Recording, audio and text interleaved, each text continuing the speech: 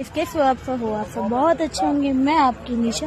जैसे गाइस मैं दिल्ली से जयपुर आई थी घूमने के लिए SK सुमन कुमारी के साथ, जो मेरी बहुत अच्छी दोस्त है। और हम घूमने आए पर पूरा यहाँ देखिए लाइट ही नहीं है और बहुत डर भी लग रहा है और अच्छा भी लग रहा है कि हमारे मोदी जी ने अगर कुछ सोचा है हमारे लिए तो बहुत अच्छा ही सोचा होगा।